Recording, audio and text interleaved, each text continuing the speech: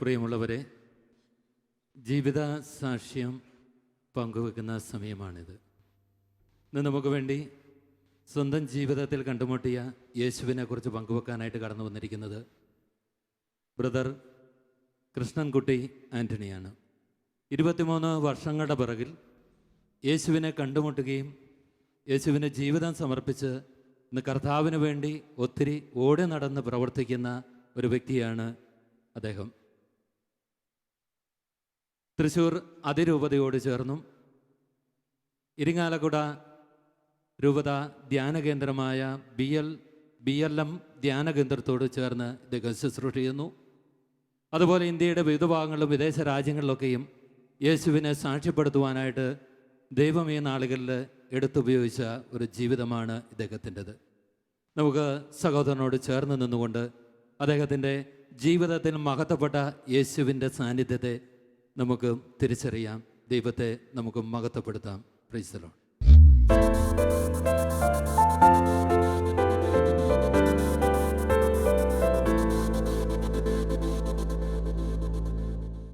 എല്ലാവരും ചേർന്ന് ഹല്ലേലൂയ. ഒരു നിമിഷം നമുക്കൊന്ന് എഴുന്നേറ്റ് നിൽക്കാം. സാധിക്കാവുന്ന എല്ലാ മക്കളും എഴുന്നേറ്റ് നിൽക്കുന്നു. ഒരു നിമിഷം നേരത്തെ കണ്ണുകൾ നമുക്കൊന്ന് അടയ്ക്കാം.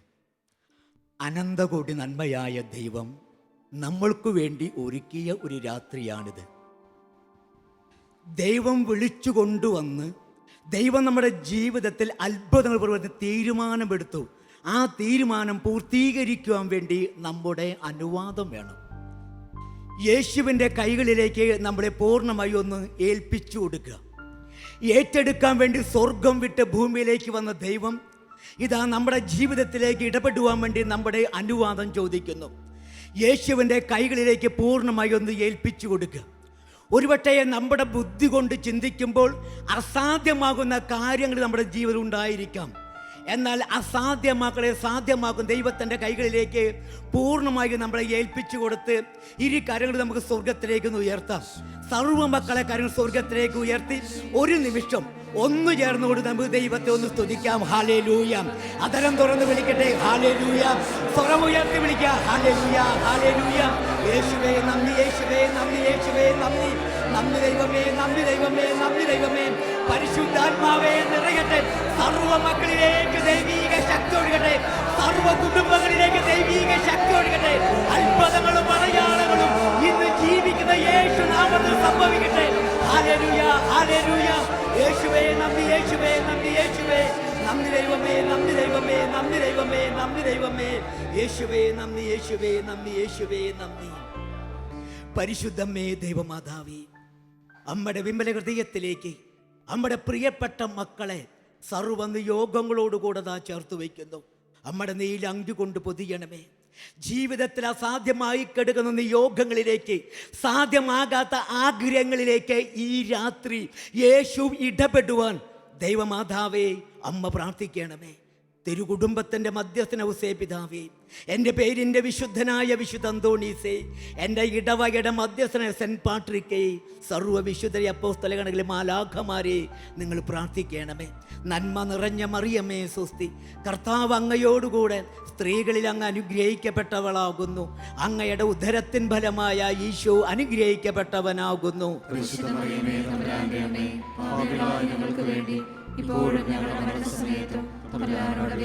പിതാവിനും പുത്രനും പരിശുദ്ധാത്മാവിനും സ്തുതി. നമുക്ക് അടുത്ത് നിൽക്കുന്ന ആളുടെ മുഖത്ത് നോക്കി യേശു കൊടുത്ത സമാധാനം പരസ്പരം ഒന്ന് കൊടുത്ത് നമുക്ക് ഇരിക്കാം. ഹല്ലേലൂയ. നമുക്ക് എല്ലാവർക്കും ഇരിക്കാം. ഹല്ലേലൂയ.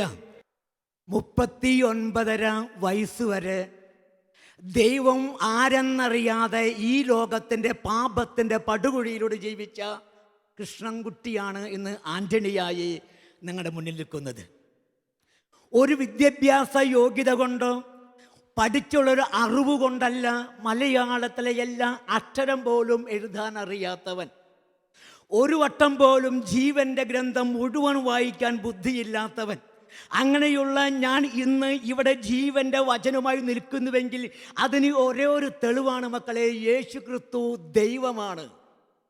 യേശു എന്ന നാമം അധരം കൊണ്ട് പറയുമ്പോൾ സ്വർഗീയ ശക്തി കടന്നു വരുന്നു മനുഷ്യനിലേക്ക്.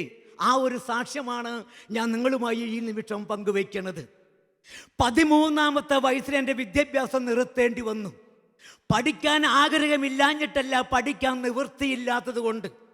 പട്ടിണി കിടക്കുന്നൊരു കുടുംബത്തിലാണ് എൻ്റെ ജനനം. അതുകൊണ്ട് 13-ാമത്തെ വയസ്സിൽ വിദ്യാഭ്യാസം നിർത്തി മുളയം പീഡിയപ്പറമ്പ് എന്ന സ്ഥലത്ത് ഒരു CITU യൂണിയൻകാരനായി മാറി. ടവസിട്ട് നടക്കുന്ന പ്രായത്ത് ഒരു ചുവന്ന ടവലും തലയിൽ കെട്ടി ഒരു പച്ച ഷർട്ടും ഇട്ട് യൂണിയൻകാരനായി മാറി. 13 വയസ്സിൽ അധ്വാനിക്കുന്നു, സ്വന്തമായി കയ്യിൽ വരുമാനം വരുന്നു. 13-ാമത്തെ വയസ്സിൽ മദ്യം കഴിക്കുവാനും തുടങ്ങി. 50 പൈസയ്ക്കും 25 പൈസയും ചാരായം കിട്ടും. അതൊരു രസത്തിന് വേണ്ടി, തമാശയ്ക്ക് വേണ്ടിയാണ് മദ്യം കഴിച്ചതെങ്കിൽ 20 വയസ്സ് 21 വയസ്സ് പ്രായമായപ്പോൾ മുളയം എന്ന സ്ഥലത്തെ ഏറ്റവും നല്ല മദ്യപാനിയായി ഞാൻ മാറി. നല്ല മദ്യപാനി എന്ന് പറഞ്ഞാൽ മദ്യത്തിന് വേണ്ടി എന്തും ചെയ്യുന്നവൻ, എന്തും വിൽക്കുന്നവൻ. ശരീരത്തിലോടുന്ന രക്തം 2 വട്ടം വിറ്റത് ചാരായം കുടിക്കാൻ വേണ്ടിയാണ്. അത്രമാത്രം മദ്യത്തിൻ്റെ അടിമയായി മാറിക്കഴിഞ്ഞപ്പോൾ എൻ്റെ അമ്മ എനിക്ക് വേണ്ടി ഒരുപാട് പ്രാർത്ഥനകൾ നടത്തി. ഏക മകനായ എൻ്റെ രക്ഷയ്ക്ക് വേണ്ടി കണ്ണുനീരോടെ എൻ്റെ അമ്മ ഒരുപാട് പ്രാർത്ഥിച്ചു. പക്ഷേ എൻ്റെ അമ്മയുടെ പ്രാർത്ഥനയൊന്നും എൻ്റെ രക്ഷയിലേക്ക് കൊണ്ടുവന്നില്ല. അങ്ങനെ വീട്ടുകാർ ഒരു തീരുമാനമെടുത്തു. എനിക്ക് 25 വയസ്സായപ്പോൾ എങ്ങനെങ്കിലും ഒരു പെണ്ണ് കെട്ടിക്കുക, പെണ്ണ് കെട്ടിച്ചാൽ മാറ്റം വരുമെന്ന് കരുതി പെണ്ണ് കെട്ടിക്കാൻ തീരുമാനമെടുത്തു. 25 വയസ്സിൽ പെണ്ണ് കാണൽ തുടങ്ങി.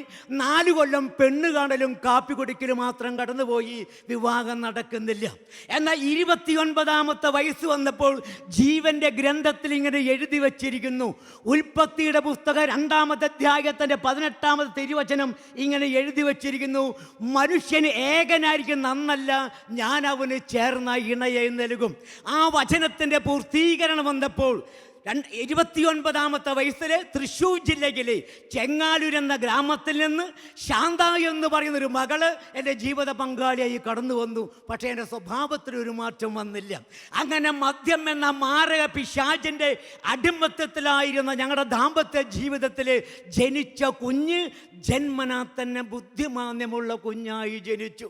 ബുദ്ധിമാന്നുള്ള കുഞ്ഞ് എന്ന് പറഞ്ഞാൽ വെറുതെ മലന്ന് കിടക്കുന്നൊരു കുഞ്ഞ്. നീന്തുകയോ കമലുകയോ മുട്ടുകുത്തിയോ ഒന്നും ചെയ്യാതെ വെറുതെ മലന്ന് കിടക്കുന്നൊരു കുഞ്ഞ്. 6 മാസമായി, 1 വയസ്സായി, 2 വയസ്സായ കുഞ്ഞും വെറുതെ മലന്ന് കിടക്കുന്നു. ഈ ഒരു അവസ്ഥ ഒരുപാട് വേദന ഉള്ളിലേക്ക് വന്നു. ഞാനും എൻ്റെ കഴിവിൻ്റെ പരമാവധി എല്ലാം കൊടുത്ത് ഞാനും പ്രാർത്ഥിച്ചു. പക്ഷേ കുഞ്ഞിലേക്ക് മാറ്റം വരുന്നില്ല. ആ മാറ്റം വരാത്ത വേദന തീർക്കാൻ വേണ്ടി മദ്യം കഴിക്കൽ മാത്രമായി എൻ്റെ തൊഴിൽ. അങ്ങനെ യൂണിയൻകാർ യൂണിയൻ എന്നെ പുറത്താക്കി മദ്യഷാപ്പിൻ്റെ മുന്നിൽ ഒരു പട്ടി നിൽക്കുന്ന പോലെ നിൽക്കുന്നവനായി ഞാൻ മാറി.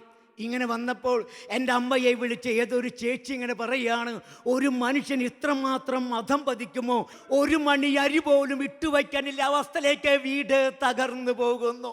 പട്ടിണിയിലേക്ക് കുടുംബം നീങ്ങുന്നു. ഒരു ചെറിയ ഓടിട്ട പെര, വാതിലും കഴുക്കോലും ജനായെല്ലാം ചെതല് വന്ന് നശിച്ച് സർവ്വതും തകർന്നു പോകുന്നു.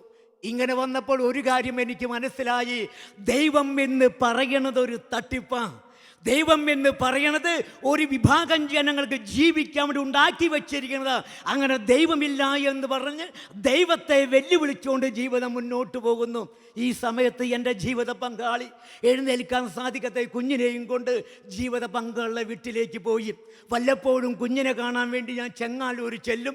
വല്ലപ്പോഴും ജീവിത പങ്കാളി എൻ്റെ അമ്മയെ കാണാൻ വേണ്ടി കുഞ്ഞിനെയും കൊണ്ട് എൻ്റെ വീട്ടിൽ വരും. ഇങ്ങനെയാണ് ഞങ്ങൾ തമ്മിൽ കാണുന്നത് പോലും. ഇങ്ങനെ ഒരു ദിവസം ഞാൻ ചെങ്ങാലൂർക്ക് കയറി ചെല്ലുമ്പോൾ ഒരിക്കലുമില്ലാത്ത സ്നേഹത്തോടുകൂടെ ഒരു സ്റ്റീലിൻ്റെ കപ്പിൽ കട്ടൻ കാപ്പിയുമായി എൻ്റെ മുന്നിലേക്ക് വന്ന് ചേട്ടായി എന്ന് വിളിച്ച് കാപ്പി എൻ്റെ മുന്നിലേക്ക് നീട്ടി. ഞാൻ ഞെട്ടിപ്പോയി. കാരണം ആദ്യമായാണ് എൻ്റെ ജീവിത പങ്കാളി എന്നെ ചേട്ടായി എന്ന് വിളിക്കണത്.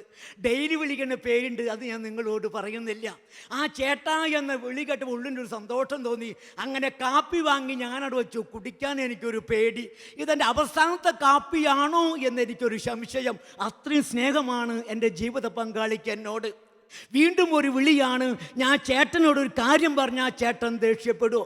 ആ ചേട്ടായി എന്ന വിളിക്കെട്ട സന്തോഷം കൊണ്ട് ഞാൻ പറഞ്ഞു, എന്തു വേണേ പറഞ്ഞോളൂ, ഞാൻ ദേഷ്യപ്പെടില്ല. ജീവിത പങ്കാളി ഇങ്ങനെയാണ് എന്നോട് പറഞ്ഞത്. ചാലക്കുടിക്കടുത്ത് പോട്ട എന്ന് പറയുന്ന ഒരു സ്ഥലമുണ്ട്. ചേട്ടൻ അവിടെ പോയി പ്രാർത്ഥിച്ചാൽ ചേട്ടൻ്റെ മദ്യപാനം മാറും, നമ്മുടെ മകൻ അനീഷ എഴുന്നേറ്റ് നിൽക്കും. ചാലക്കുടിക്കടുത്ത് പോട്ട എന്ന് പറയുന്ന ഒരു സ്ഥലമുണ്ട്. ചേട്ടൻ അവിടെ പോയി പ്രാർത്ഥിച്ചാൽ ചേട്ടൻ്റെ മദ്യപാനം മാറും, നമ്മുടെ മകൻ എഴുന്നേറ്റ് നിൽക്കും. ഞാൻ മറുപടിയൊന്നും പറഞ്ഞില്ല, മുഖത്തേക്ക് ഒരു നോട്ടം നോക്കി. നോട്ടത്തിൽ ജീവിത പങ്കാളിക്ക് കാര്യം മനസ്സിലായി. ഒരു കൃഷ്ണൻകുട്ടിയോട് പോട്ടയ്ക്ക് പോകാൻ പറയും, എങ്ങനെ ധൈര്യം വന്നു? അങ്ങനെ കപ്പും കട്ടൻ കാപ്പിയും എടുത്ത് മുറ്റത്തേക്ക് വലിച്ചെറിഞ്ഞ് അവിടെ നിന്ന് ഞാൻ ഇറങ്ങിപ്പോരുമ്പോൾ ജീവിത പങ്കാളി ഇങ്ങനെയാണ് വിളിച്ചു പറഞ്ഞ്, എത്ര വണ്ടികൾ ആ റോട്ടിയെ കൂടെ ഓടുന്നുണ്ട്, ഒരെണ്ണം ഇതിൻ്റെ നെഞ്ചത്തൊന്ന് കയറാനില്ലേ? ഇത് കേട്ടുകൊണ്ടാണ് ഞാൻ അവിടെ നിന്ന് ഇറങ്ങി വന്ന് വീണ്ടും മുളയത്ത് വന്ന് കള്ള് ഷാപ്പിൻ്റെ മുന്നിൽ നിൽക്കുക. ഓരോ ദിവസങ്ങളെ കഴിഞ്ഞു പോകുന്നു. അങ്ങനെ ഒരു ദിവസം കള്ള് ഷാപ്പിൽ കളയണതും മേടിച്ച് കഴിച്ച് ഞാൻ എൻ്റെ വീട്ടിലേക്ക് വരുമ്പോൾ എൻ്റെ വൃദ്ധയായ അമ്മ, എല്ലും തോലും മാത്രമാണ് എൻ്റെ അമ്മയുടെ ശരീരത്തിൽ പട്ടിണി കിടന്നിട്ട്, അങ്ങനെ ഒരു പുല്ലുപായ വിരിച്ച് അമ്മ അവിടെ കിടക്കുന്നു. മദ്യം എന്ന പിശാചിൻ്റെ അടിമയായി ഞാൻ വീട്ടിലേക്ക് കയറി വരുന്നു. വാതിൽ ചാരിക്കെടുക്കുന്നു. വാതിലും ഒരു ചവിട്ടിയപ്പോൾ ചെതലി പിടിച്ചിരിക്കുന്ന വാതിലിൻ്റെ ഒരു പലയ എൻ്റെ അമ്മയുടെ കാലിൻ്റെ മുട്ടിൻ്റെ താഴെ വീണ് പ്രാണവേദനയോടെ എൻ്റെ അമ്മ കരയുക. പ്രാണവേദനയോടെ എൻ്റെ അമ്മ കരയുമ്പോൾ മദ്യം എന്ന പിശാചിൻ്റെ അടിമയായ എനിക്ക് നൊന്തുപെറ്റ അമ്മയുടെ നിലവിളിയോ കണ്ണുനീരോ കാണുവാനോ കേൾക്കുവാനോ കഴിഞ്ഞില്ല. ഭവനം വിട്ട് ഞാൻ റോട്ടിലേക്ക് ഇറങ്ങുന്നു. അപ്പോൾ പിറകിൽ നിന്നൊരു വിളി, നിൽക്കടാ എന്ന്. ഞാൻ നോക്കിയപ്പോൾ എൻ്റെ വല്യമ്മയുടെ മകളാണ്. ഇങ്ങനെയാണ് എന്നോട് പറഞ്ഞ്, നീ അതിന് പകുതി ജീവനാക്കി പോണ്ട, പച്ചയ്ക്ക് തിന്നിട്ട് പോയിക്കോ. നീ അതിനെ പകുതി ജീവനാക്കി പോണ്ട, പച്ചയ്ക്ക് തിന്നിട്ട് പോക്കോ. ഞാനൊന്നും ശ്രദ്ധിക്കുന്നില്ല, ഞാൻ ഇറങ്ങി നടക്കുന്നു. അന്ന് രാത്രി എനിക്ക് ഓർമ്മ വരുമ്പോൾ എൻ്റെ അടുത്ത് എൻ്റെ ജീവിത പങ്കാളിയും കുഞ്ഞും. പല രാത്രികളും എനിക്ക് ഓർമ്മ വരുമ്പോൾ ഞാൻ എവിടെയാണ് കിടക്കണത് എന്ന് എനിക്കറിയാത്ത അനേക രാത്രികൾ. പല രാത്രികളും മഴ പെയ്യുമ്പോൾ ഞാൻ എഴുന്നേറ്റ് ഏതിലാണ് വീട്ടിലേക്ക് പോകേണ്ടത് അറിയാത്ത രാത്രികൾ. പക്ഷേ ഇന്ന് എനിക്ക് മനസ്സിലായി, ഞാൻ കള്ള് ഷാപ്പിൻ്റെ മുറ്റത്തല്ല കിടക്കണത്, മരത്തിൻ്റെ ചുവട്ടിലല്ല കിടക്കണത്. കാരണം ജീവിത പങ്കാളിയും കുഞ്ഞും എൻ്റെ അടുത്തുണ്ട്. എനിക്ക് സംശയമായി, ഞാൻ ചെങ്ങാലൂർക്ക് ചെന്നതാണോ, ജീവിത പങ്കാളി മുളയത്തേക്ക് വന്നതാണോ, എവിടെയാണ് കിടക്കണത് എന്നറിയുന്നില്ല. നേരം വെളിച്ചാമ നോക്കുമ്പോൾ മുളയത്ത് നിന്ന് 30 കിലോമീറ്റർ അകലെയുള്ള ചെങ്ങാലൂരാണ് ഞാൻ കിടക്കുന്നത്. മോറെല്ലാം വീണ്ടും പൊളിഞ്ഞ് രക്തം ഒലിക്കുന്നു, പുറത്തേക്ക് ഇറങ്ങാൻ പറ്റാത്ത അവസ്ഥ. അങ്ങനെ 3 ദിവസം ഞാൻ ചെങ്ങാലൂർ താമസിച്ചു. 4ാമത്തെ ദിവസം മുളയത്തേക്ക് വന്ന് ഈ കള്ള് ഷാപ്പിൻ്റെ മുന്നിലേക്ക് വന്നപ്പോൾ അവർ ചോദിച്ച ചോദ്യം ഇങ്ങനെയാണ്, എവിടെ നിന്നാണ് നിനക്ക് ഇത്രയും ധൈര്യം വന്നേ നിൻ്റെ അമ്മയുടെ കാലൊടിക്കാൻ? ഞാനത് കേട്ടപ്പോൾ ഞെട്ടിപ്പോയി. അമ്മയുടെ കാലൊടിക്ക്. അപ്പം നീയൊന്നും അറിഞ്ഞില്ലേ? നീ വാതിൽ ചവിട്ടിക്കിട്ട് നിൻ്റെ അമ്മയുടെ കാലൊടിഞ്ഞ് ആരോ നിൻ്റെ അമ്മയെ കൊണ്ട് തൃശ്ശൂർ മെഡിക്കൽ കോളേജിൽ കിടത്തിയിരിക്കുന്നു. ഒരനാഥയെപ്പോലെ എൻ്റെ അമ്മ തൃശ്ശൂർ മെഡിക്കൽ കോളേജിൽ കിടക്കുന്നു. വീണ്ടും അവരിങ്ങനെ പറഞ്ഞു, 2-3 പേര് നിന്നെ അന്വേഷിച്ചു വന്നു, അവർ നിന്നെ കണ്ട തല്ലിക്കൊല്ലും. നാടിനും വീടിനും വേണ്ടാത്തവൻ, നാട്ടുകാരും വീട്ടുകാരും ശപിക്കപ്പെട്ടവനായ മനുഷ്യൻ ഒരു പേ പിടിച്ച പട്ടിയെ തല്ലിക്കൊല്ലുന്നത് പോലെ തല്ലിക്കൊല്ലുവാൻ നാട്ടുകാർ തീരുമാനമെടുത്തപ്പോൾ ഒരു കാര്യം എനിക്ക് മനസ്സിലായി, ഇനി ഒരടി പോലും ഭൂമിയിൽ മുന്നോട്ട് വയ്ക്കാൻ എനിക്കില്ല. തല്ലിക്കൊല്ലുന്നേക്കാളും നല്ലത് സ്വയം മരിക്കാമെന്ന് തീരുമാനമെടുത്തു. അങ്ങനെ ആത്മഹത്യക്ക് തീരുമാനമെടുക്കുന്നു. ആ തീരുമാനമെടുത്ത് ഞാൻ കള്ള് ഷാപ്പിൻ്റെ ഉള്ളിൽ കയറി ഒരു ഗ്ലാസും കൈ പിടിച്ച് അവിടെ കുടിക്കാൻ വരുന്ന ഓരോ വ്യക്തിയുടെ മുന്നിലും ഒരു തുള്ളിത്താ എന്ന് എരന്നിരുന്നു. ഇതെൻ്റെ അവസാനത്തെ ചോദ്യമാണ്. ഇനി ഞാൻ ചോദിക്കുന്നില്ല.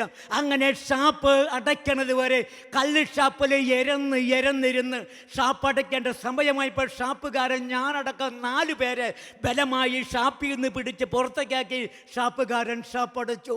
4 പേരും ഷാപ്പിൻ്റെ മുറ്റത്തിരുന്ന് സംസാരിച്ചു.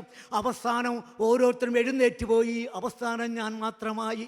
ഞാനും എഴുന്നേറ്റ് എൻ്റെ വീട്ടിലേക്ക് ചെന്ന് വെള്ളം കോരുന്ന കയറഴിച്ച് വീടിൻ്റെ തൊട്ടടുത്ത പറമ്പിലേക്ക് ചെന്ന് അവിടെ ഒരു മല്ലി മരം നിൽക്കുന്നു.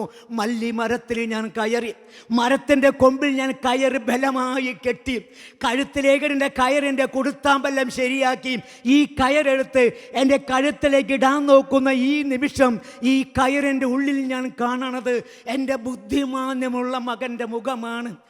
ഇരിക്കാൻ പോലും കഴിയാതെ ഒരു മുക്കിൽ ചാരി വെച്ച ചാരിയിരിക്കുന്ന കുഞ്ഞ് ഒരു മുക്കിൽ ചാരിയിരുന്ന് കരയുന്ന മുഖമാണ് ഈ കയറിനുള്ളിൽ കണ്ടപ്പോൾ. കഴുത്തിലേക്ക് കൊണ്ടുവന്ന കയറെൻ്റെ കയ്യിൽ നിന്ന് പോയി എൻ്റെ മുന്നിൽ കിടന്നിങ്ങനെ ആടുകയാണ്. ഈ നിമിഷം ഞാൻ കഴിച്ച മദ്യത്തിൻ്റെ ലഹരിയെല്ലാം പോയി. എൻ്റെ ഉള്ളിൽ എനിക്കെൻ്റെ മോനൊന്ന് കാണണം, എനിക്കെൻ്റെ മോനൊന്ന് കാണണം. ഈ നിമിഷം ആരോ എൻ്റെ കാതിൽ ഇങ്ങനെ പറയുന്നു, നാളെ മരിച്ചാൽ മതി, നാളെ മരിച്ചാൽ മതി, കുഞ്ഞിനെ കണ്ടതിന് ശേഷം മരിക്കാം.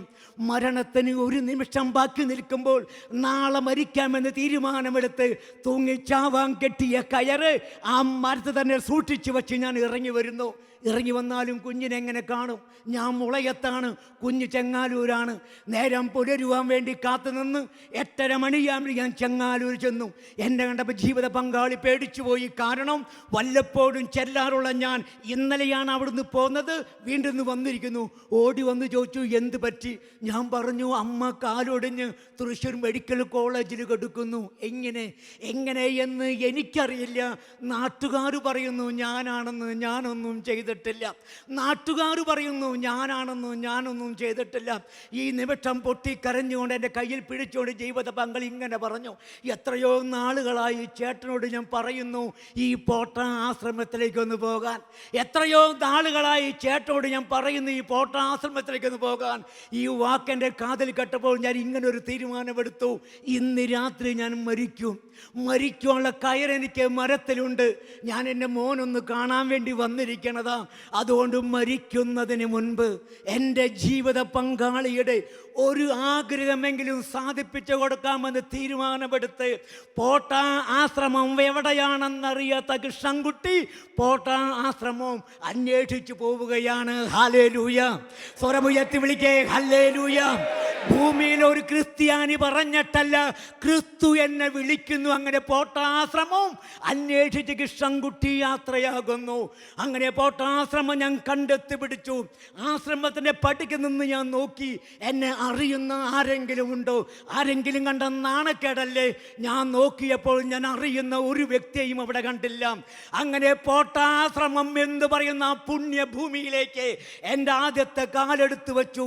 രണ്ടാമത്തെ കാല് ആശ്രമത്തിനുള്ളിലേക്ക് കടന്ന ആ നിമിഷം തന്നെ ഇന്നലെ വരെ അനുഭവിക്കാൻ കഴിയാത്ത എന്തോ ഒന്ന് എൻ്റെ ഉള്ളിലേക്ക് കടന്നു വന്നു.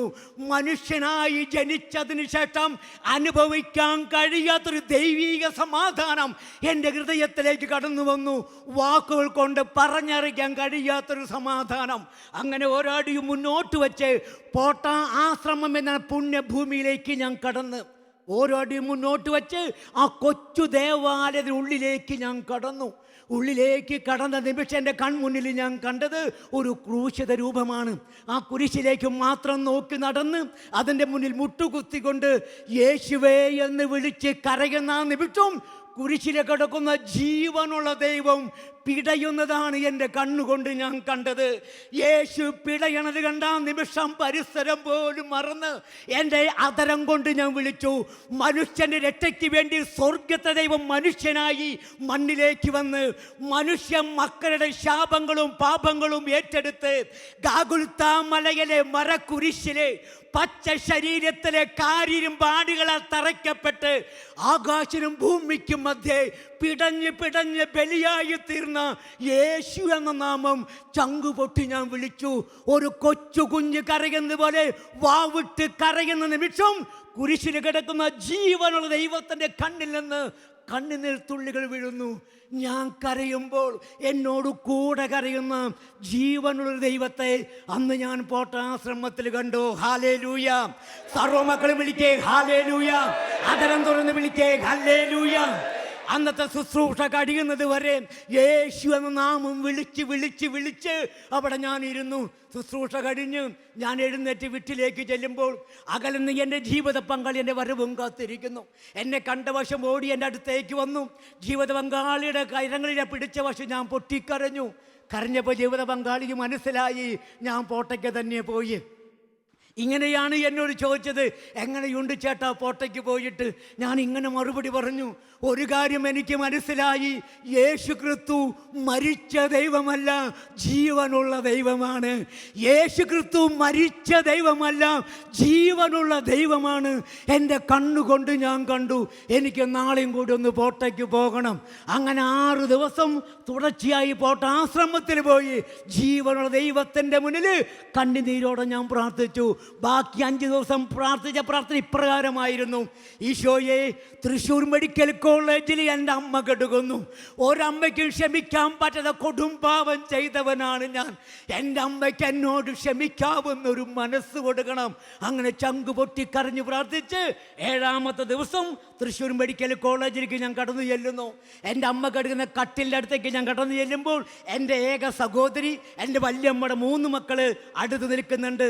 ഞാൻ കട്ടിലിൻ്റെ അടുത്ത് ചെന്നപ്പോൾ അത്ഭുതത്തോടെ എന്നെ നോക്കിക്കൊണ്ട് അവർ ഇങ്ങനെ പറഞ്ഞു, എന്ത് അതിശയമാണ് ഈ കാണണത്, 2 കാലുമ്പിലാണല്ലോ വന്നിരിക്കണത്.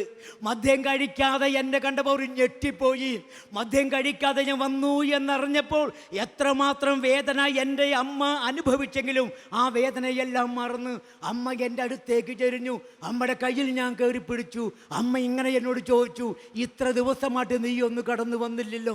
ഞാൻ അമ്മയോട് പറഞ്ഞു, ചാലക്കുടിക്കടുത്ത് പോട്ട എന്ന് പറയുന്നൊരു സ്ഥലമുണ്ട്, ഞാൻ അവിടേക്ക് പ്രാർത്ഥിക്കാൻ പോയിരിക്കുകയായിരുന്നു. അവിടെ ദൈവത്തിൻ്റെ പേര് യേശു എന്നാണ്. ഇന്നേക്ക് 7 ദിവസമായി ഞാൻ മദ്യം കഴിച്ചിട്ടില്ല. അവരത്ഭുതപ്പെട്ടു പോയി, ഇങ്ങനൊരു ദൈവം ഭൂമിയിലുണ്ടോ?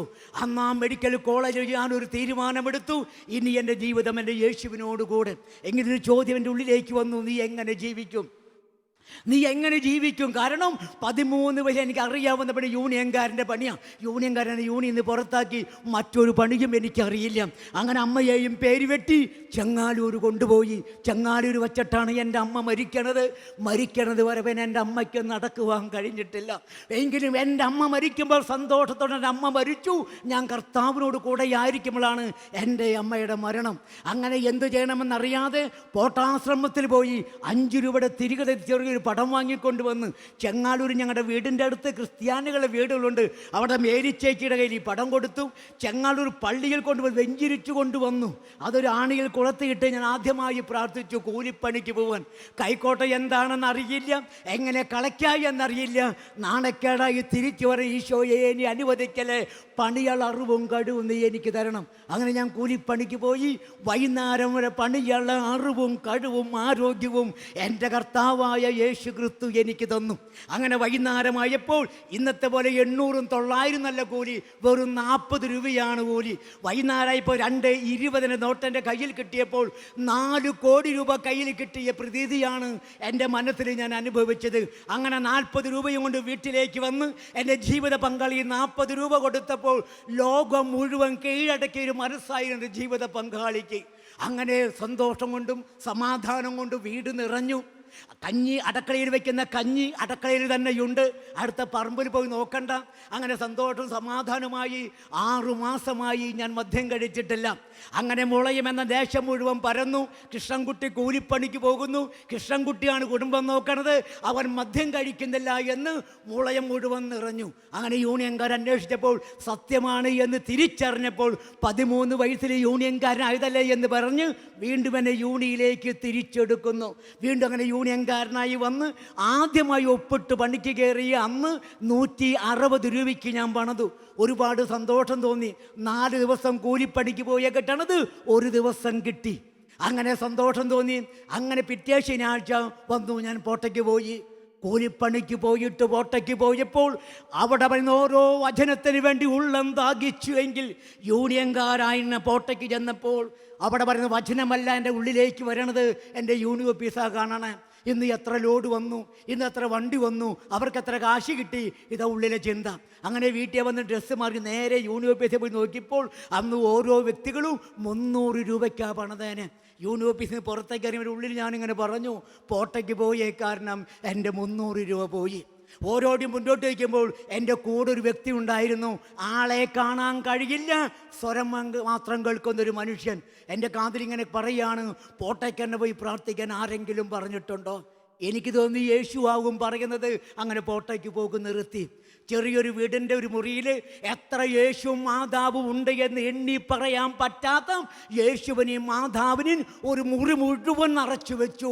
കട്ടളപ്പടിയുമലും ചുമരുമലും വാതിലുമലും മുഴുവൻ യേശു മാതാവിനെ വെച്ച് പണി എന്ന് മാത്രം. അങ്ങനെ പണിക്ക് പോയി നാവ് കൊണ്ട് നന്മ നിറഞ്ഞ മറിയമേ എന്ന് പോലും ചൊല്ലാതെ പണം എന്നൊരൊറ്റ ആഗ്രഹത്താൽ പണിക്ക് പോയിക്കൊണ്ടിരിക്കുന്നു. അങ്ങനെ പണിക്ക് പോയി എൻ്റെ കയ്യിൽ 10,000 രൂപ, എൻ്റെ സ്വന്തം പൈസ കയ്യിൽ വരിക. 10,000 വന്നു കഴിഞ്ഞപ്പോൾ എൻ്റെ കൂടെയുള്ളവൻ എന്നോട് ഇങ്ങനെ പറഞ്ഞു, ഈ മുളയം എന്ന നാട് നിന്നെ വെറുത്തതാ മോനെ, നാട് സ്നേഹിക്കണമെങ്കിൽ കയ്യിൽ പണം വേണം, പണം ഉണ്ടാക്കാൻ നോക്ക്. അപ്പോഴും വിഡ്ഢിയായ ഞാൻ കരുതി ഇതും യേശു പറയണതാ. അങ്ങനെ പണം ഉണ്ടാക്കാൻ നോക്കി. എങ്ങനെയാണ് പെട്ടെന്ന് പണം ഉണ്ടാക്കാം? എൻ്റെ കൂടെയുള്ളവൻ പറഞ്ഞു തന്നു, നീ ഈ 10,000 രൂപ നീ പലിശയ്ക്ക് കൊടുത്തോ, അധികം പലിശ വാങ്ങണ്ട, 100 രൂപയ്ക്ക് ഒരു 10 രൂപ പലിശ വാങ്ങിയാൽ മതി. അങ്ങനെ എനിക്ക് തോന്നി വലിയ കുറവാണെന്ന്. അങ്ങനെ വീട്ടിൽ വന്ന് ജീവിത പങ്കാളിയോട് പറഞ്ഞു, എൻ്റെ കയ്യിൽ 10,000 രൂപയുണ്ട്, മുളകത്തെ ഒരു വ്യക്തിക്ക് പോലും എന്നെ കണ്ടുകൂടാം, ഞാൻ ഈ 10,000 പലിശ കൊടുക്കും. അപ്പോൾ ജീവിത പങ്കാളി ഇങ്ങനെയാണ് പറഞ്ഞ്, ചേട്ടാ 10,000 ഉണ്ടെങ്കിൽ നമുക്ക് 2 വള വാങ്ങാം, വളയല്ല നമുക്ക് പിന്നെ വാങ്ങാം, ആദ്യം ഒരു പൈസ ഉണ്ടാക്കണം. അപ്പോൾ ജീവിത പങ്കാളി പറഞ്ഞു, പണം പലിശ കൊണ്ട് പാപമാണ് എന്ന് പറഞ്ഞു. അപ്പം എൻ്റെ കാതിൽ ഞാൻ കേൾക്കുക, ആര് പറഞ്ഞു പാപമാണ് എന്ന്? നീ തൃശ്ശൂരിൽ പോയി നോക്കിയാൽ വടക്കേ സ്റ്റാൻഡ്, തെക്കേ സ്റ്റാൻഡ്, പടിഞ്ഞാറക്കോട്ട, കിഴക്കേക്കോട്ട. ഞങ്ങളുടെ അവിടെ നിന്ന് പോകുന്ന ബസ് നേരെ വടക്കേ സ്റ്റാൻഡിലാണ്. ബസ്സിലിരുന്നു കൊണ്ട് ഞാനൊരു ബോർഡ് വായിച്ചു, ഒരുപാട് കുറിക്കമ്പനി മുതലാളിമാർ മുഴുവൻ ക്രിസ്ത്യാനികൾ. അപ്പോൾ എനിക്ക് സന്തോഷം തോന്നിയ ഉള്ളിൽ സമാധാനമായി തിരിച്ച് വീട്ടിലേക്ക് വരിക. വീട്ടിലേക്ക് ബസ്സിലിരുന്നുകൊണ്ട് ഞാൻ തീരുമാനമെടുത്തു, എനിക്കും ഒരു കുറി കമ്പനി തുടങ്ങണം. ഏത് വിശുദ്ധൻ്റെ പേരിടണം? ഉടനെ ഉള്ളിൽ നിന്ന് പറഞ്ഞു, നിൻ്റെ കുറി കമ്പനിയെ നീ ഒരു വിശുദ്ധൻ്റെയും പേരിടണ്ട, നിൻ്റെ കുറി കമ്പനി നീയെ ജീസസ് എന്ന് പേരിട്ടോ. നല്ല പേര്. വീട്ടിൽ വന്ന് ജീവിത പങ്കാളി വിളിച്ചു പറഞ്ഞു, ശാന്തിയല്ലേ പറഞ്ഞ് പണം പലിശ കൊടുക്കാൻ പാടില്ല എന്ന്. എൻ്റെ കൂടെ വരൂ, എത്ര കുറികമ്പനികൾ ക്രിസ്ത്യാനികളായ മക്കൾ നടത്തണത്, അവർക്ക് നടത്താം, നമുക്ക് പാടില്ല എന്ന് പറഞ്ഞു. അത് എങ്ങനെയാണ്? അവർ ഒറിജിനലും നമ്മൾ ഡ്യൂപ്ലിക്കേറ്റുമാണ്. ഒറിജിനൽ നടത്താമെങ്കിൽ നമ്മൾക്കും നടത്താം. ഒരു നിലയ്ക്കും ജീവിത പങ്കാളി സമ്മതിക്കുന്നില്ല. ആ നിമിഷം എൻ്റെ കാതിൽ ചോദിക്കുകയാണ്, പലിശ വാങ്ങാമെന്ന് ബൈബിളിലുണ്ടോ? മകളെ, ആദ്യമായി ഞാൻ ബൈബിള് തുറക്കണത്, വചനം എടുക്കരുത്, പിശാച് പറഞ്ഞിട്ടാ ഞാൻ ബൈബിൾ തുറന്ന്. ബൈബിൾ എൻ്റെ കാതിൽ പറയാം, ലൂക്കാ സുവിശേഷം എടുക്ക്, അതിൻ്റെ 19-ാമത്തെ അധ്യായം എടുക്ക്, അതിൻ്റെ 23-ാമത്തെ വചനം വായിക്ക്. അങ്ങനെ ബൈബിൾ തുറക്കുന്നു, ലൂക്കാ സുവിശേഷം കണ്ടെത്തുന്നു, 19-ാമത്തെ അധ്യായം എടുത്ത് 23-ാമത്തെ വചനം വായിച്ചപ്പോൾ ഇങ്ങനെ എഴുതി വച്ചിരിക്കുന്നു, എങ്കിൽ പിന്നെ നീ എന്തുകൊണ്ട് എൻ്റെ പണമിടപാടുകാരെ ഏൽപ്പിച്ചില്ല? എങ്കിലും ഞാൻ തിരിച്ചു വന്നപ്പോൾ പലിശയോടുകൂടി വാങ്ങാമായിരുന്നില്ലേ? ഇത് വായിച്ച നിമിഷം എൻ്റെ ഉള്ളിൽ ഞാൻ അനുഭവിച്ച സന്തോഷം പറഞ്ഞറിയിക്കാൻ കഴിയാത്തതാ. എൻ്റെ ജീവിത പങ്കാളി വിവരമില്ലാണ്ട് പറയാ, പലിശ വാങ്ങാന്ന് ബൈബിളിലുണ്ട്. മറ്റൊന്നും ചിന്തിക്കാൻ നിന്നില്ല. ഉടനെ കുറി കൈപ്പട അടിക്കാൻ കൊടുത്തു. ജീസസ് കുറീസ് പ്രൊപ്പൈറ്ററി കൃഷ്ണൻകുട്ടി. അങ്ങനെ ഓണക്കുറി, ഒരു വിഷുക്കുറി, ഒരു ലക്കിക്കുറി നറുക്ക് കിട്ടാൻ തുടർന്ന് വയ്ക്കേണ്ട 5 മാസക്കുറികളുമായി കൃഷ്ണൻകുട്ടി മുന്നോട്ട് പോകുന്നു.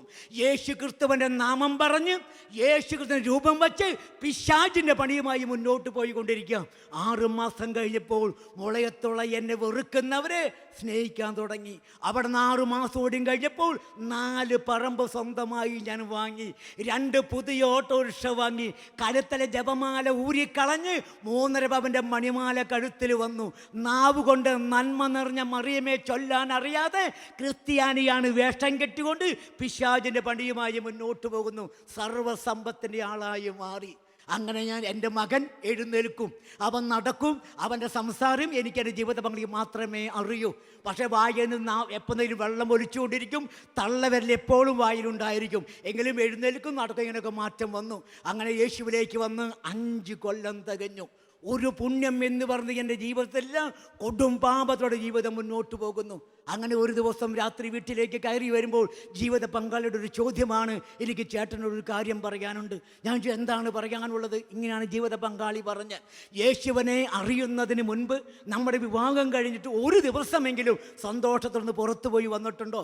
ഇതാണ് ഒരു കാര്യം ചോദിക്കാണ്ടെന്ന് പറഞ്ഞത്. വീണ്ടും ചോദിച്ച ചോദ്യം ഇങ്ങനെയാണ്, ഒരു രാത്രിയെങ്കിലും ഈ കുഞ്ഞ് ഉറങ്ങും മുമ്പ് ചേട്ടനൊന്ന് കയറി വന്നുകൂടെ? ഇന്നും കുട്ടി ഒന്നും കഴിക്കാതെ കിടന്നുറങ്ങി. ഞാൻ പറഞ്ഞു, കുഞ്ഞ് ഉറങ്ങും മുമ്പ് കയറി വന്നാൽ മതിയോ? ഡെയിലി പതി, ആഴ്ചപ്പതി, മാസപ്പലിശ, കുറിക്കാശ് പിരിക്കണം, ഇതിനൊക്കെ ഞാൻ തന്നെ ഓടണ്ടേ? ഈ നിമിഷം ജീവിത പങ്കാളിൻ്റെ മുഖത്തേക്ക് വിരൽ ചൂണ്ടിക്കൊണ്ട് പറഞ്ഞു, പണത്തോടുള്ള ചേട്ടൻ്റെ ആർത്തിയാണ് നമ്മുടെ മകൻ്റെ കിടപ്പിന് കാരണം. സ്നേഹത്തോടെ ഞാൻ പറഞ്ഞു, മോളെ, ആഭ്യന്തര കാര്യം അന്വേഷിക്കേണ്ട, അടുക്കളയിലെ കാര്യം നോക്കിയാൽ മതി, ഇത് ഞാൻ നോക്കിക്കോളാം. രണ്ടുപേരും അങ്ങോട്ടും ഇങ്ങോട്ടും തിരിഞ്ഞു കിടന്നു. രണ്ടുപേരും ഭക്ഷണം കഴിച്ചില്ല. പിറ്റേ ദിവസം 17,000 പലിശ കെട്ടേണ്ട ദിവസവും 17 രൂപ പോലും എനിക്ക് ലഭിച്ചില്ല.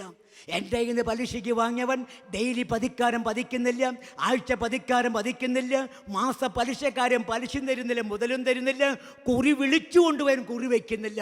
ഈ അവസ്ഥ വന്നപ്പോൾ കുറി വിളിച്ചവന് പൈസ കൊടുക്കുവാൻ വേണ്ടി പലിശയ്ക്ക് കൊടുക്കുന്ന കൃഷ്ണൻകുട്ടി പലിശയ്ക്ക് വാങ്ങുന്നവനായി മാറി. 7 ലക്ഷം രൂപ ഞാൻ പലിശയ്ക്ക് വാങ്ങി. പിന്നെ കാശ് കിട്ടാതെ വന്നപ്പോൾ ചെങ്ങാലൂർ 18 സെൻറ്റ് സ്ഥലം വീടും ഒരു വ്യക്തിക്ക് തീർ കൊടുത്ത് കുറച്ച് കാശ് വാങ്ങി. മുളയത്ത് 14 സെൻറ്റ് സ്ഥലം, മുളയത്ത് 8 സെൻറ്റ് സ്ഥലം, മുളയത്ത് 5 സെൻറ്റ് സ്ഥലം, സർവ്വതും തീർ കൊടുത്ത് കുറച്ച് കാശ് വാങ്ങി. അത് മുഴുവൻ എനിക്ക് നഷ്ടപ്പെട്ടു. അങ്ങനെ ഒരു ഓട്ടോറിക്ഷ വിറ്റു, രണ്ടാമത്തെ ഓട്ടോറിക്ഷ വിറ്റു, അവസാനം 2 വീലറും വിറ്റു. അങ്ങനെ സർവ്വതും നശിച്ച് 1 രൂപ പോലും ഇല്ലാത്ത അവസ്ഥയിലേക്ക് വന്നു. 5 കൊല്ലം കൊണ്ട് നേടിയത് മുഴുവൻ 5 മാസം കൊണ്ട് സർവ്വതും നശിക്കുന്നു. ഈ സമയത്ത് എൻ്റെ പ്രാർത്ഥിക്കാത്ത മുറിയിലേക്ക് ഞാൻ കയറി.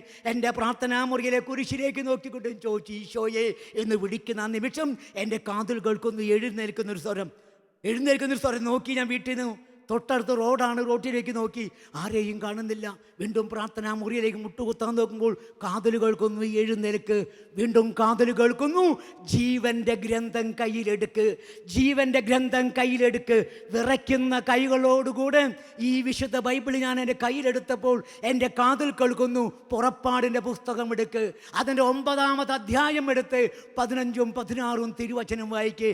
യേശുവിലേക്ക് വന്ന് 5 കൊല്ലമായ എനിക്ക് പുറപ്പാടിൻ്റെ പുസ്തകം ഉണ്ടെന്ന് പോലും എനിക്കറിയില്ലായിരുന്നു. അങ്ങനെ പുറപ്പാടിൻ്റെ പുസ്തകം കണ്ടെത്തി പിടിച്ച് അതിൻ്റെ 9-ാമത്തെ അധ്യായം എടുത്ത് 15-ാമത്തെ തിരുവചനം വായിച്ചപ്പോൾ വചനം ഇങ്ങനെ എഴുതി വച്ചിരിക്കുന്നു, അന്ന് ഞാൻ കരം നീട്ടി നിന്നെയും ജനത്തെയും മഹാമാരിയിൽ പ്രഹരിച്ചിരുന്നെങ്കിൽ നീ ഇതിനോടകം ഈ ഭൂമിയിൽ നിന്ന് തുടച്ചു നീക്കപ്പെടുമായിരുന്നു. ആ വചനം വായിച്ച ആ നിമിഷവും അന്ന് ഞാൻ തൂങ്ങി ചാവാൻ കെട്ടിയ കയറ് എന്നെ കൺമുന്നിൽ കണ്ടപ്പോഴാണ് ഞാൻ തിരിച്ചറിയണത്.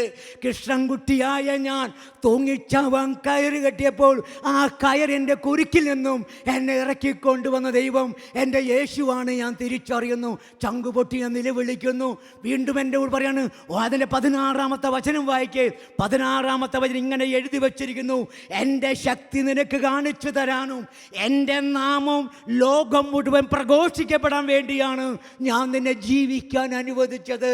ചങ്ക് തകർന്നു, ഈശോയെ നിദാനമായി തന്ന ജീവൻ, നിദാനമായി തന്ന ജീവിതം തിരിച്ചറിയാതെ തെറ്റുപറ്റി കർത്താവേ എന്ന് പറഞ്ഞ് വാവിട്ട് കരയുന്ന നിമിഷം കുരിശിൽ കിടന്ന ജീവനുള്ള ദൈവം എൻ്റെ മുഖത്ത് നോക്കി ഇങ്ങനെ പറഞ്ഞു, മോനെ നിനക്കറിയോ, നൊന്തുപെട്ട അമ്മ പോലും നീ ശപിക്കപ്പെട്ടവൻ എന്ന് പറഞ്ഞു.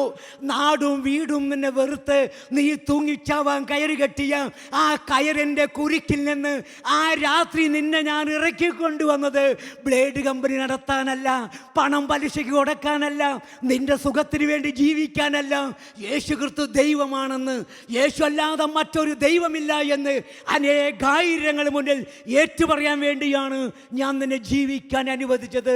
ചങ്കുപൊട്ടി ഈശോട് പറഞ്ഞു, ഈശോയെ തെറ്റുപറ്റി ദൈവമേ, തെറ്റുപറ്റി യേശുവേ എന്ന് മാറത്തടിച്ച് കരയുമ്പോൾ എൻ്റെ പ്രാർത്ഥന കുരിശിലുകൾ ജീവനുള്ള ദൈവം കുരിശിൽ നിന്ന് ഇറങ്ങി നടന്ന് എൻ്റെ മുന്നിലേക്ക് വന്ന് അവൻ്റെ ആണിപ്പാടുള്ള കരത്താൽ അവൻ്റെ കുത്തി മുറിക്കപ്പെട്ട തിരുഹൃദയത്തിലേക്ക് എന്നെ ചേർത്ത് വച്ചു.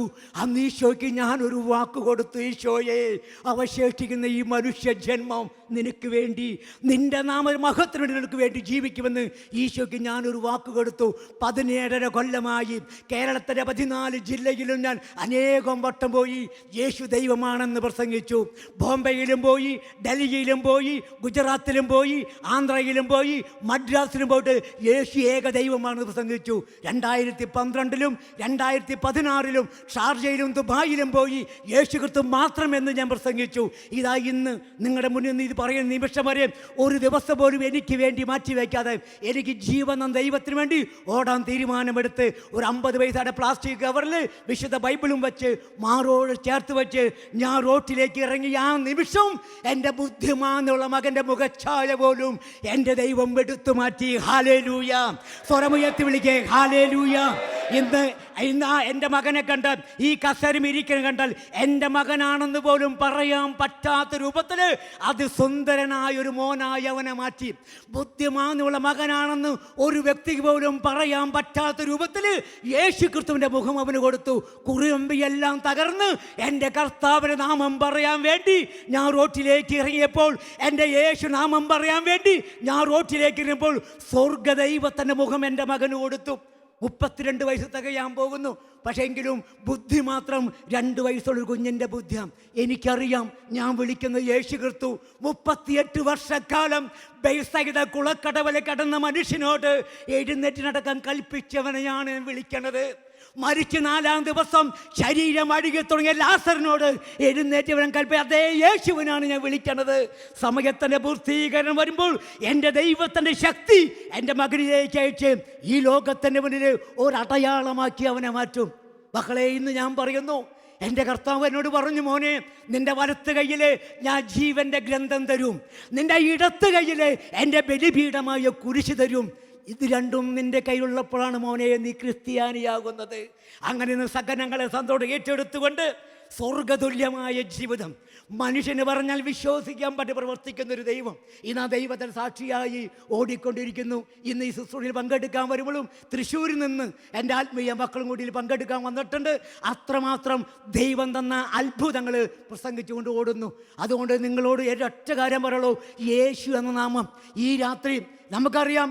ഇന്ന് ഇതിൻ്റെ മുന്നിലിരിക്കുന്ന സർവ്വ മക്കളെ, ഇതാ ഇന്ന് ഈ ശുശ്രൂഷയിൽ പങ്കെടുക്കുന്ന സർവ്വ കുടുംബങ്ങളിലും അത്ഭുത ദൈവം, അനുഗ്രഹത്തിൻ്റെ ദൈവം നിന്റെ മാറാത്ത രോഗപീഠകളിലേക്ക്, തകർന്ന കുടുംബ ബന്ധങ്ങളിലേക്ക്, സാമ്പത്തിക മേഖലയിലേക്ക് ജീവൻ യേശു ഇടപെട്ടു.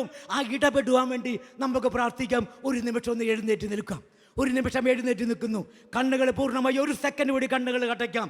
അനന്തകോടി നന്മയായ ദൈവത്തിൻ്റെ കൈകളിലേക്ക് പൂർണ്ണമായി നമ്മളെന്ന് ഏൽപ്പിച്ചു കൊടുക്കാം. സങ്കീർത്തന പുസ്തകം 37-ാം അധ്യായം 5-ാം തിരുവചനം, നിന്റെ ജീവിതം കർത്താവിന് ഭരമേൽപ്പിക്കുക, കർത്താവിൽ വിശ്വാസം അർപ്പിക്കുക, അവിടുന്ന് നോക്കിക്കൊള്ളൂ. മക്കളെ, ഇതാ ഈ രാത്രി അനുഗ്രഹത്തിൻ്റെ രാത്രി, അഭിഷേകത്തിൻ്റെ രാത്രി, സ്വർഗം നമുക്ക് വേണ്ടി ഒരുക്കിയ ഈ രാത്രി നമ്മുടെ ജീവിതത്തിൽ സ്വർഗ ദൈവം ഇടപെടുവാൻ ആഗ്രഹിച്ചുകൊണ്ട് തമ്പുരാൻ്റെ കരങ്ങളിൽ ഏൽപ്പിച്ചു കൊടുക്കുക. മാർക്കോസിന്റെ സുവിശേഷം 10-ാം അധ്യായം 51-ാമത്തെ തിരുവചനം, യേശു ഇങ്ങനെ ചോദിച്ചു, കണ്ണു കാണാത്ത മനുഷ്യർ ചോദിച്ചു, ഞാൻ നിനക്ക് വേണ്ടി എന്ത് ചെയ്യണമെന്നാണ് നീ ആഗ്രഹിക്കുന്നത്? ഇതാ ഈ രാത്രി യേശുവിൻ്റെ മുന്നിലിരിക്കുന്ന സർവ്വ മക്കളെ യേശുദാ നിന്നോട് ചോദിക്കുന്നു, മോളെ, മോനെ, നിനക്ക് എന്താണ് ചെയ്തു തരേണ്ടത്? എന്താണ് ഞാൻ നിനക്ക് വേണ്ടി ചെയ്യേണ്ടത്? യേശുവിനോട് പറയേ. ഇതാ ഈ ശുശ്രൂഷയിൽ പങ്കെടുക്കുന്ന സർവ്വ കുടുംബങ്ങളിലേക്കും ദൈവത്തിൻ്റെ വലിയ ശക്തി ഒഴുകുന്നുണ്ട്. വലിയ അത്ഭുതങ്ങൾ, അടയാളങ്ങൾ സംഭവിക്കുന്നുണ്ട്. നീ വിശ്വസിക്ക്. ജീവനുള്ള യേശു ക്രിസ്തു നിന്റെ ദൈവം, നിനക്ക് വേണ്ടി സ്വർഗം വിട്ട് ഭൂമിയിലേക്ക് വന്ന ദൈവം ഇതാ നിന്നോട് ചോദിക്കുന്നു, മോളെ, മോനെ, ഞാൻ എന്താണ് ചെയ്തു തരേണ്ടത്? പറയും മക്കളെ, നിങ്ങളുടെ ആവശ്യങ്ങളെ, നിങ്ങളുടെ ആഗ്രഹങ്ങളെ യേശുവിനോട് പറയേ. പുറപ്പാടിൻ്റെ പുസ്തകം 33-ാം അധ്യായം 17-ാം തിരുവചനം, കർത്താവ് മോശയോട് പറഞ്ഞു, നീ ആവശ്യപ്പെട്ട ഈ കാര്യവും ഞാൻ നിനക്ക് ചെയ്തു തരാം. അതേ ദൈവം തന്നെ മക്കളെ ഇന്ന് നമ്മുടെ മുന്നിൽ, അതേ ദൈവത്തിൻ്റെ മുന്നിലാണ് മക്കളെ നമ്മളായിരിക്കണത്. ആ വലിയ വിശ്വാസത്തോടെ നമ്മുടെ സർവ്വ ആഗ്രഹങ്ങളെയും സാധ്യമാകാത്ത നിയോഗങ്ങളെയും സർവ്വതും ഈശോയ്ക്ക് ഏൽപ്പിച്ചു കൊടുക്കട്ടെ. പൂർണ്ണമായി വിട്ടുകൊടുക്കാം. എല്ലാം ഏൽപ്പിച്ചു കൊടുക്കുക. സർവ്വ കുടുംബങ്ങളും തിരുകുടുംബങ്ങളായി മാറും. സകല കെട്ടുകളും പൊട്ടും, സകല ബന്ധനങ്ങളും അഴിയും, സർവ്വ മക്കളിലും ദൈവീക ശക്തി നിറയും. കരം ഒരു നിമിഷം കൂടി സ്വർഗത്തിലേക്ക് ഉയരട്ടെ. സർവ്വ മകളെ കരങ്ങൾ തന്നവനിലേക്ക് ഉയരട്ടെ. സ്വരമുയർത്തി ഒരു നിമിഷം കൂടി നമുക്കൊന്ന് വിളിക്കാം. ഹല്ലേലൂയ. അതരം തുറന്ന് വിളിക്കട്ടെ, സ്വരമുയർത്തി വിളിക്കട്ടെ, വലിയ ദാഹത്തോടെ വിളിക്കട്ടെ, യേശുവിനെ വിളിക്കട്ടെ. ഹല്ലേലൂയ. യേശുവേ, യേശുവേ, യേശുവേ. നന്ദി ദൈവമേ, നന്ദി ദൈവമേ, നന്ദി ദൈവമേ. അതരം തുറന്ന് വിളിക്കട്ടെ. ആത്മാവിന്റെ നിറവിന് വേണ്ടി ദൈവീക ശക്തി നിറയാം. യേശുവേ, അതരം തുറക്ക് മക്കളെ. Hallelujah, hallelujah. യേശുവേ നന്ദി, യേശുവേ നന്ദി. നന്ദി ദൈവമേ, നന്ദി ദൈവമേ, നന്ദി ദൈവമേ. ആരാധന, ആരാധന, ആരാധന, ആരാധന, ആരാധന. യേശുവേ നന്ദി, യേശുവേ നന്ദി, യേശുവേ നന്ദി ദൈവമേ, നന്ദി ദൈവമേ, നന്ദി ദൈവമേ. യേശുവേ നന്ദി, യേശുവേ നന്ദി, യേശുവേ നന്ദി. ആത്മാവ ദൈവമേ ചൊരിയുക നിൻ ശക്തി